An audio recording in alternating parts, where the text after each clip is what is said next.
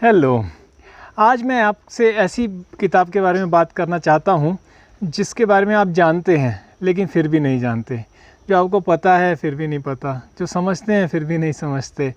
और मैं अपनी अनुभव के आधार पे आपको बताऊंगा कि आप इसे कैसे समझ सकते हैं, कैसे आप इसे जान सकते हैं, कैसे आप इसे पढ़ सकते हैं, इसे कैसे पढ़ना है। ये बहुत इम्पॉर्टेंट है। ये किताब है गीता। गीता में भी ये गीता प्रेस गोरखपुर की ये पब्लिकेशन है। इसका नाम है साधक संजीवनी। साधक संजीवनी ये किताब है। ये हर भाषा में अवेलेबल है, हिंदी में, मराठी में, इंग्लिश में, बंगाली में, सब बहुत सारी भाषाओं में अवेलेबल है और बहुत सिंपल भाषा में है, उसमें कोई दिक्कत नहीं है पढ़ने में। तो लेकिन इसको पढ़ना कैसे है ये बहुत इम्पॉर्टेंट है, क्योंकि मैंने बहुत सारे लोगों से, पहली बात तो ये है कि ये बड़ी दुख की बात है कि गीता जो है इतनी पुरानी है, सब लोग जानते हैं, सब हैं, लेकिन मैं आज तक बहुत कम लोगों से मिला हूँ जिन्होंने इसे स्टडी किया है, जिन्होंने इसे पढ़ा है। बहुत कम लोगों से मिला हूँ, उनमें से भी जो बोलते हैं कि हमें ये समझ में आई है। क्या है इसमें, ऐसा क्या अड़चन है और क्यों ये नहीं आती है समझ में लोगों के, और क्यों आती भी है फिर भी नहीं आती है, क्यों ऐसे सब गड़बड़ होती है। तो ये कारण मैं जो आज तक समझा हूँ उसका ये है कि किस तरीके से पढ़ना है वहाँ हम गड़बड़ करते हैं। इसको पढ़ने के लिए मैं आपको एकदम सरल तरीका बताता हूँ, एकदम सरल तरीका बताऊँगा। लेकिन पहले ये बात है कि क्यों पढ़नी है गीता, क्यों पढ़नी चाहिए, मैं क्यों इतना रेकमेंड कर रहा हूँ कि गीता सबको पढ़नी चाहिए। और ये स्पेशली ये साधक संजीवनी, स्पेशली साधक संजीवनी सबको पढ़नी चाहिए। भले आपने गीता और भी तरीके से पढ़ी हो, स्वामी राम की पढ़ी हो, परमहंस योगानंद की पढ़ी हो, ओशो की पढ़ी हो, एनी बेसेंट की पढ़ी हो, या फिर और तिलक की पढ़ी हो, या किसी की भी हो, लेकिन आपने अनेक पढ़ी हो, फिर भी मैं ये कहता हूँ कि इसको ज़रूर पढ़ें आप। तो क्या कारण है? तो कारण बिल्कुल सरल है कि ये गीता कोई, मेरी समझ के हिसाब से मैं समझता हूँ गीता कोई स्पिरिचुअल टेक्स्ट नहीं है, जैसे कि उपनिषद हैं या बाइबल है या और चीज़ें हैं। इस तरह से गीता कोई स्पिरिचुअल टेक्स्ट नहीं है, बहुत ही प्रैक्टिकल किताब है। प्रैक्टिकल कि ज़िंदगी में कैसे जीना है, कैसे समझना है, क्या करना है, क्या नहीं करना है। तो और बहुत ही प्रैक्टिकल है, बहुत ही बेसिकली आपने सबने सुना होगा कर्मण्येवाधिकारस्ते मा फलेषु कदाचन। मतलब क्या है कि जो कर्म है वो मेरा अधिकार है, पर जो फल है वो मेरा अधिकार नहीं है। मतलब क्या है कि फल जो है वो कर्म के साथ जुड़ा ही हुआ है।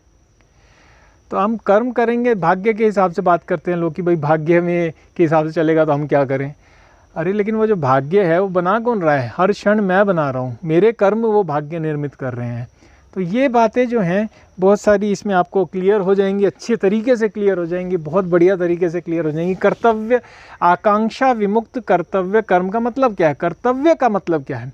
जो कर सकते हैं और जो करना चाहिए किसी भी स्थिति में, परिस्थिति में, वो कर्तव्य है। लेकिन वो हम नहीं समझते। हम कर्तव्य मतलब समझते हैं कि मॉरलिटी या कुछ किसी और ने बताया हुआ, और वो तो बहुत सारे प्रैक्टिकल एस्पेक्ट्स आपको इस किताब में पूरे तरह से क्लियर हो जाएंगे। अकर्म भी क्लियर हो जाएगा, कर्म भी क्लियर हो जाएगा, सांख्य भी क्लियर हो जाएगा, और क्रिया भी क्लियर हो जाएगी, सब चीज़ें क्लियर हो जाएगी। योग क्या होता है वो क्लियर हो जाएगा। समत्वम योग उच्चयते बोलते हैं, समता को योग कहते हैं। लेकिन यहाँ योग हम आसन प्राणायाम ये हो, तो कृष्ण भगवान, जो आप भगवान माने चाहे ना माने, कृष्ण को कृष्ण समझ के एक ऐसे बुक भी आप अगर इसे स्टडी करेंगे तो आपको ये बहुत बहुत लाभ देगी। तो बोलते हैं कि समता को योग कहते हैं। समता मतलब क्या? समता कैसे बढ़ेगी, कैसे आएगी, कैसे होगा? अनित्य क्या है? अनित्यता के ऊपर इन्होंने इतना ज़्यादा अच्छे तरीके से समझाया है। समता के ऊपर बहुत अच्छे तरीके से समझाया है। अपनी कर्तव्य के ऊपर बहुत अच्छे से। तो मतलब बहुत सारी चीज़ें जो प्रैक्टिकली हम करते हैं, लेकिन ये हम पढ़ नहीं पाते, पढ़ते हैं तो समझ नहीं पाते ऐसा क्यों होता है। तो इसको किस तरीके से पढ़ना चाहिए, तो मैं आपको 1-2 टिप्स देना चाहता हूँ। जिस तरीके को आप फॉलो करेंगे तो मेरी 110% गारंटी है ये आपको पूरी तरह से समझ में आ जाएगी। अगर नहीं आती है तो आप मुझसे डायरेक्ट कांटेक्ट करें, हम बात करेंगे कैसे पढ़ना है। तो इसको पढ़ने के लिए थोड़ी सी मेहनत लेनी पड़ेगी। सबसे पहली मेहनत ये लेनी पड़ेगी कि इसको आपको 2 बार पढ़ना पड़ेगा। पहली बार कैसे पढ़ना है और दूसरी बार कैसे पढ़ना है, पहली बार कब पढ़ना है और दूसरी बार कब पढ़ना है। तो पहली बार तो अब ये वीडियो ख़त्म होते ही आप तुरंत इंटरनेट पे गीता प्रेस गोरखपुर की वेबसाइट पे जाके इसको ऑर्डर करें और फिज़िकल कॉपी ही मंगाएं। ई बुक से बचें इस वाली किताब के लिए मैं बोल रहा हूँ। हालांकि मैं हमेशा ई बुक प्रेफर करता हूँ, मैं सारी ई बुक्स ही पढ़ता हूँ, लेकिन ये गीता आप फिज़िकल ही पढ़ें, ऐसा मेरा आग्रह है। तो फिज़िकल बुक में आप इसको पढ़ेंगे, तो क्यों पढ़ेंगे वो भी मैं आपको बताऊँगा। तो आप इसको सब तुरंत ऑर्डर करें। ये बड़े दुख की बात है कि ये सालों से पब्लिकेशन में है, इतनी भाषाओं में है, फिर भी अभी तक मेरे ख्याल से 8-10 लाख कॉपियाँ ही सिर्फ इसकी आज तक पब्लिश हुई हैं। इतनी तो पढ़ी कितने लोगों ने होंगी भगवान जाने। तो इसीलिए मैं इसके लिए आज स्पेशली वीडियो बना रहा हूँ कि आप इसको तुरंत ऑर्डर करें। ऑर्डर करने के बाद क्या करना है, ऑर्डर करने के बाद आप इसको लेके बैठ जाएं और जो भी समय निर्धारित करें, शाम को आधा घंटा, 10 मिनट, 15 मिनट, रोज़ रात को, जैसे भी करें, लेकिन अपने आप को मार पीट के कैसे भी करके पहले पेज से आखिरी पेज तक सारे शब्द पढ़ डालें। एक भी शब्द समझ में भले ना आए, लेकिन आँखों पे से सारे शब्द गुजार दें। एक एक चीज़ आप इसमें से पढ़ डालें, भले ही आपको अच्छी लगे, बुरी लगे, समझ में आए ना आए, बेकार लगे, लेकिन एक संकल्प करके, कमिटमेंट करके आप इसको पढ़ डालें अगर आप चाहते हैं इसका मर्म समझना। तो पहला काम ये होने के बाद भले आपको 1 महीना लगे, 15 दिन लगे, जितना भी टाइम लगे, आप इसको पूरी तरीके से पढ़ लें एक बार। और मैं 100% गारंटी देता हूँ कि आपको समझ में नहीं आएगी किसी को नहीं आएगी। क्यों नहीं आएगी? क्योंकि ये गीता जो है ये कृष्ण ने अर्जुन को बोली थी। हम अर्जुन तो है नहीं, तो जब तक हमारी वो अर्जुन की स्थिति नहीं आएगी तब तक हमें ये समझ में आने वाली नहीं है। अर्जुन को जो विषाद उठा था वो एक रण क्षेत्र में था, वो एक युद्ध भूमि में था, उसको एक दुविधा थी, उसको एक प्रॉब्लम थी, उसको एक सिचुएशन थी। वो सिचुएशन जब तक हमें नहीं आएगी तब तक हमें समझ में नहीं आएगा। और आप सोचो कि ये सिचुएशन आने के बाद मैं ढूंढना शुरू करूँ तो वो हो नहीं सकता। इसलिए मैं बोल रहा हूँ कि पहले आप एक बार पूरा पढ़ लो और फिर उसे उठा के आप अपनी कबर्ड में रख दो।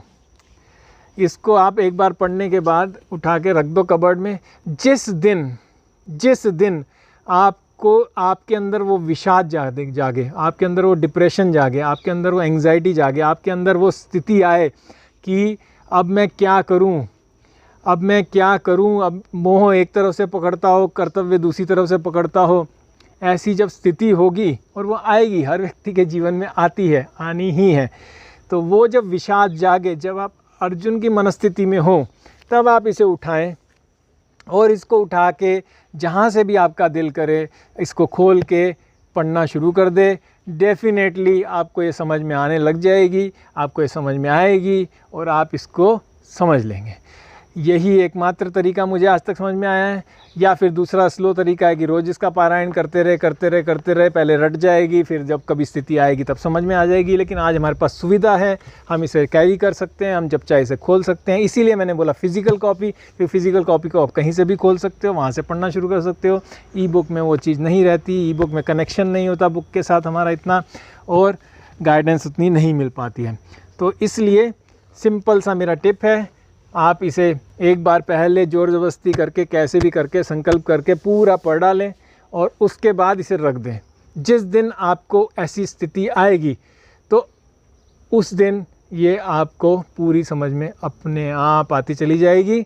आप खोल के इसे पढ़ना शुरू कर देंगे, क्योंकि एक बार आप पढ़ चुके हैं तो आपके बैक ऑफ द माइंड में, सबकॉन्शियस में, कॉन्शियस में आपको सब मालूम है कहाँ पे क्या है, क्या नहीं है, कैसा नहीं है। भले ही आपको समझ ना आई हो तो भी आपको उत्तर मिल जाएंगे, आपको गीता क्लियर हो जाएगी, अच्छी तरह से क्लियर हो जाएगी, ऐसा मेरा पूरा विश्वास है। तो इसी के साथ फिर मिलेंगे एक और किताब को लेके। ज़रूर इसे ऑर्डर करें, मेरे लिए ऑर्डर करें। आप नहीं कर सकते तो आप मुझसे कांटेक्ट करें, मैं आपको गिफ्ट कर दूंगा। Thank you so much. मिलते हैं फिर, बाय।